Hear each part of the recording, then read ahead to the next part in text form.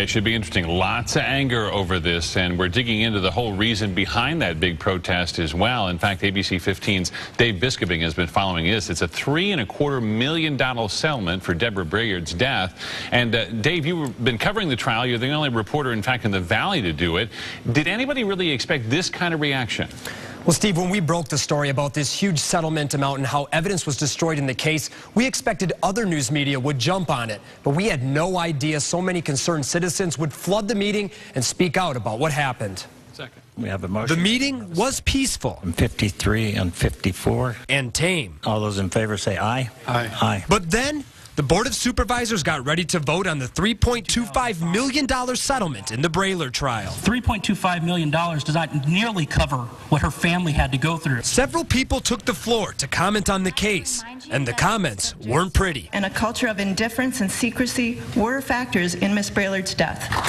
Even though members of the audience had plenty to say, county officials did not. Sheriff Arpaio and his attorneys told us they wouldn't talk because of a gag order. Mr. Keogh, I'm Dave Biscobing with ABC 15. We also approached this man, Brad Keogh. He's the deputy director of the county's risk management department. He attended the trial every single day. You can ask as many questions as you would like. I'm not going to violate the judge's order and be held in contempt. But the county and sheriff's office declined to comment on the case even before trial and before the gag order. In fact, the county and Arpaio's attorney, Dan Struck, filed a motion to keep our cameras out of court from covering the case. As you can see, the motion failed. On ABC15.com this morning, and members of the public cited our stories in today's meeting to call for justice. The MCSO is broken, Sheriff Arpaio is incompetent, and we ask that the Board of Supervisors will put the taxpayers and victims ahead of covering up Sheriff Arpaio's poor record of management.